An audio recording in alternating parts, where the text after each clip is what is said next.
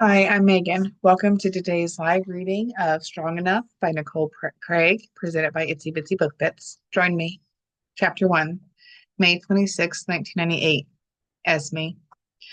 Hey, Dad, I have a couple more revisions. She stood nervously in the open doorway of the home office, tablet clutched in her hand.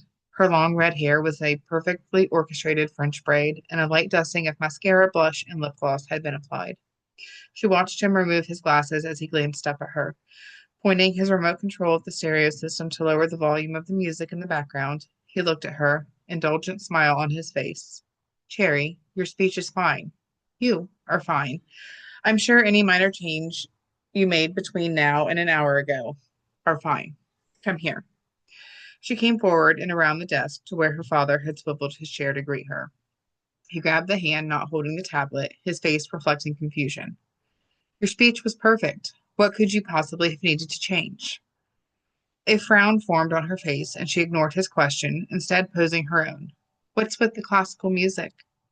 He shifted in his seat. I'm broadening my horizons. He paused. Did you ever study someone by the name of Antonio Solari in school? She thought for a minute. No, the name doesn't ring a bell. Is that who this is? With a grunt, her father used the remote to turn the music off completely. Never mind that. We have a bigger issue here to discuss. What has got you in such a twist over this speech? She replied with a shrug. This is important, Dad. He raised an eyebrow. To whom? Being the valedictorian is a responsibility. People there will expect a good speech. I noticed you didn't say it was important to you. Well, of course it is. I want to make you proud. You do make me proud, Cherry, every day. And it has nothing to do with being valedictorian or the speech you give or where you go to college or anything like that. Although those things are fantastic bonuses, I'm proud of you because you've turned into an amazing young woman who is compassionate, generous, dedicated, and loving.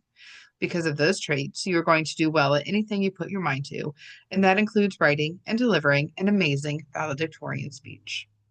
She blushed lightly, a soft smile on her face. Thanks, Dad. He stood and reached to pull her into a tight hug. She felt the press of his lips to the top of her head. You're the light of my life, Cherry. My only regret is that your mother isn't here to celebrate this milestone with you. Me too. They stood together, holding each other tight for a few moments longer, soaking in the father daughter time. She felt him squeeze her microscopically tighter. Cherry, tilting her head, she had to bow her body back slightly to look at him. His face had no expression, but his mouth looked pinched, his eyes sharp as they roved her face. What's wrong? He smiled, but it didn't reach his eyes. I know we're supposed to go see your Uncle Zion when we leave Paris, but I was wondering if maybe you wouldn't like to skip that and go to Switzerland instead. This is your graduation trip, and we should go where you want to go, not where your father keeps dragging you to. No trip with her father had ever been a place he had dragged her to, but he was correct in that she'd always wanted to go to Switzerland. Chocolate, skiing, snow.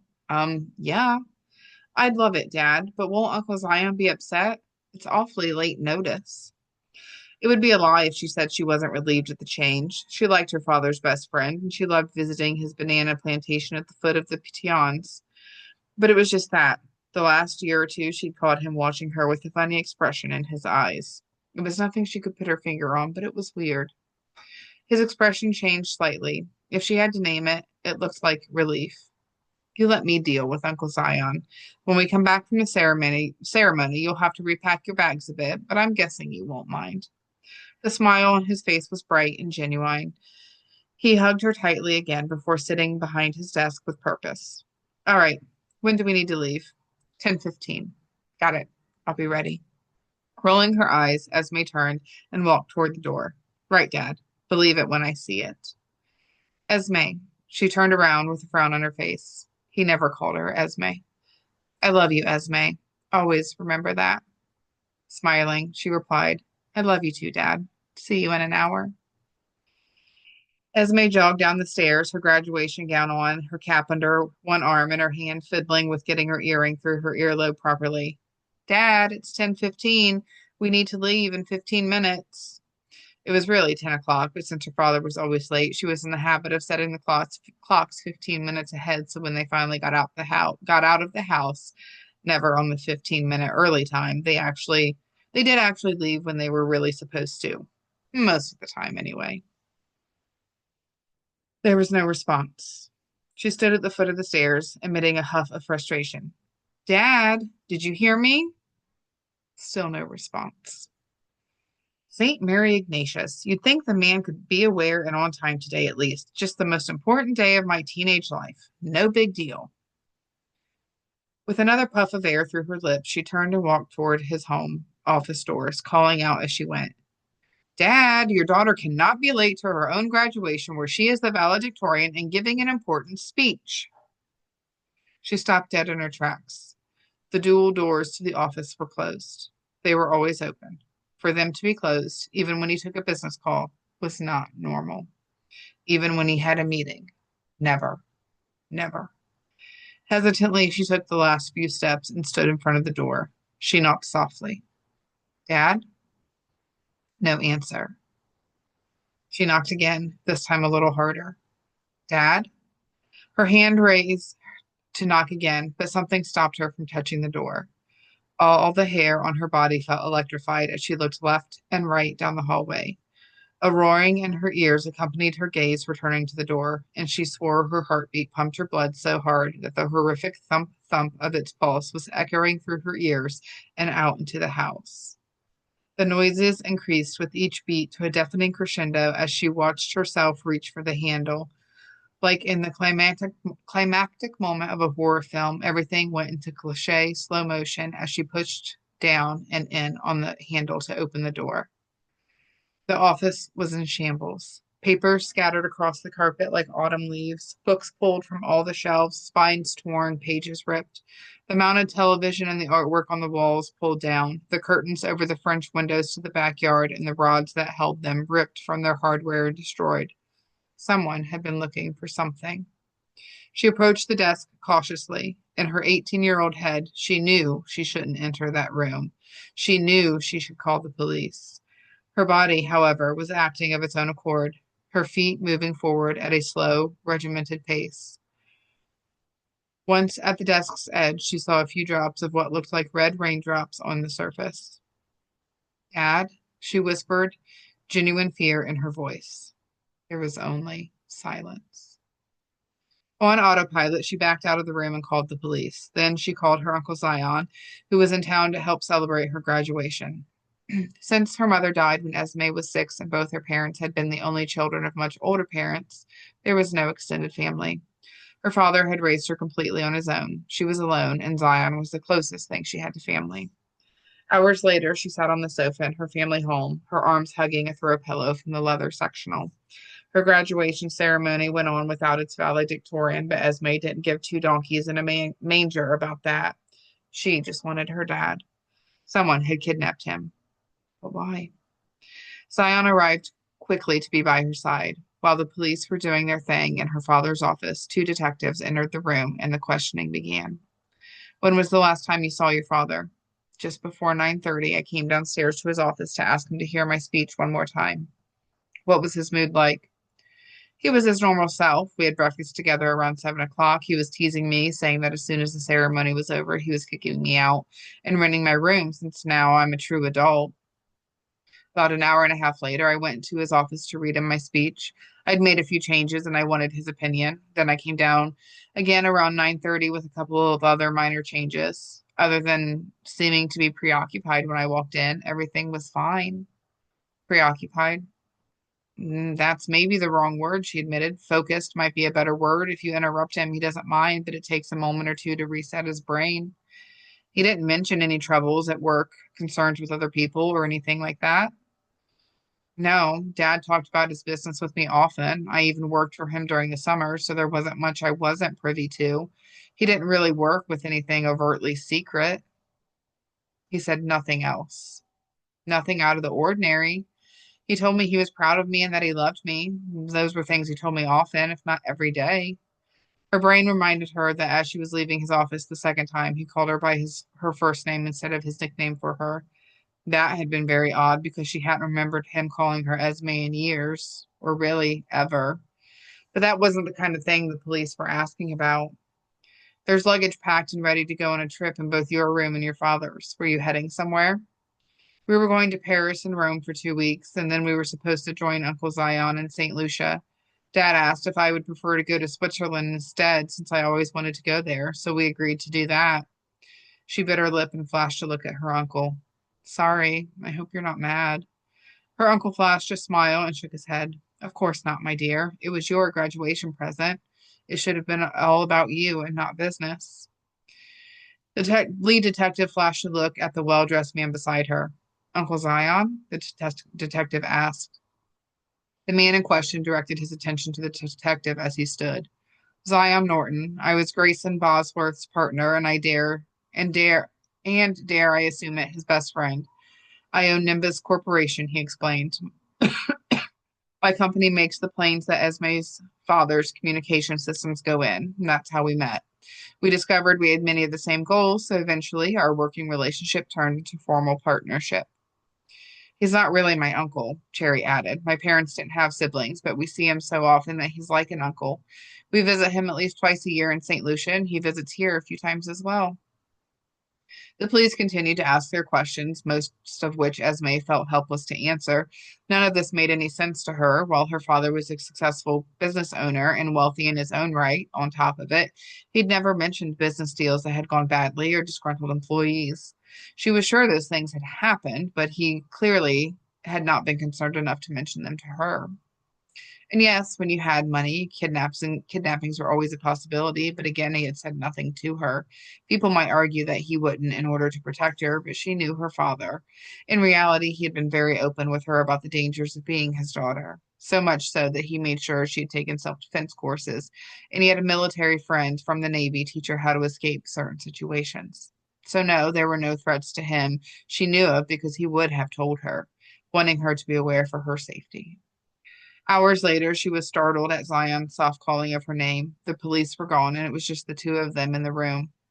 Yes, she replied, her eyes flying to his. Is there anyone I can call for you? A friend? Shaking her head, she replied, It's graduation day. Everyone has parties and things. I don't want to bother them with this. I'll be okay. With a gentle rub to her spine, he encouraged, Why don't you go upstairs and take a nap? It's been a very trying day, and I'm sure the police will have more questions tomorrow. Likely the same questions, she muttered grumpily. I don't know why they keep asking me the same thing over and over. My answers will not be any different, no matter how they phrase them or who asks me. No, I didn't hear anything. No, I didn't see anything. No, there haven't been any strange phone calls, letters, emails, or anything out of the ordinary. No, Dad wasn't acting strange lately. Yes, Dad was absolutely fine this morning. I sincerely doubt that they think you're lying, my dear. Often, though, people don't realize they've seen or heard things, and it isn't until later that something jogs their memory. Unfortunately, sometimes that's the seventh, 12th, 100th time they're asked that same question. Doesn't make it any less annoying. No, it doesn't. He smiled kindly. Esme, would you like to come and stay with me for a while? I know it's probably too soon, but you'll be alone.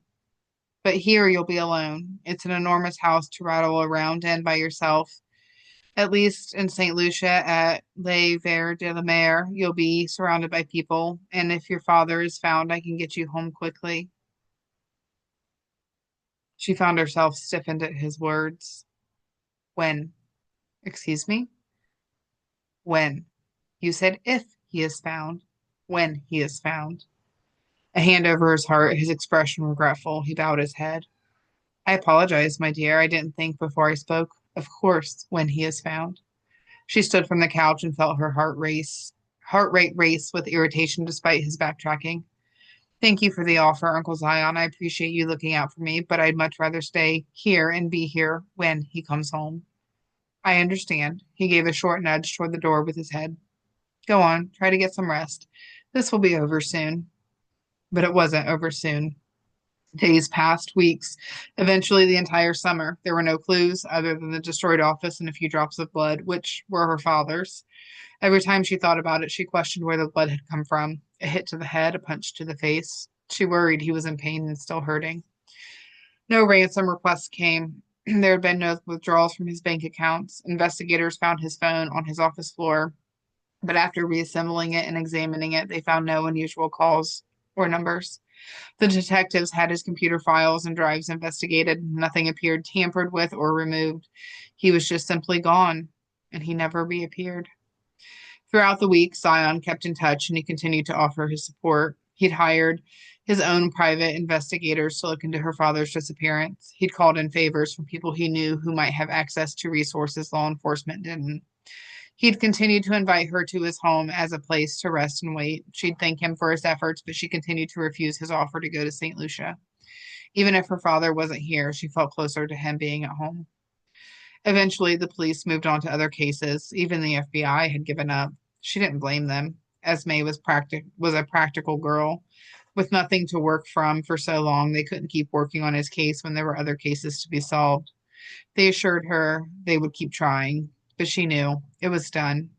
While that hurt her heart, she didn't give up hope that somehow he was useful to whoever had taken him and that he'd come back to her somehow. The week before college arrived, throughout August, the wheels in her brain had been turning.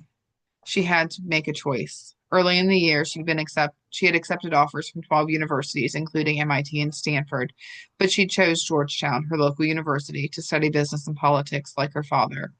The thought of heading to classes like a normal high school graduate seemed wrong, and yet she knew it would be what her father wanted. As she wrestled with her decision, the attorney informed her she was much wealthier than even she had imagined. In the short term, she had a monthly payment from the interest in a trust she inherited when her mother passed. When she turned 21, she gained full access to that trust, making her a multimillionaire.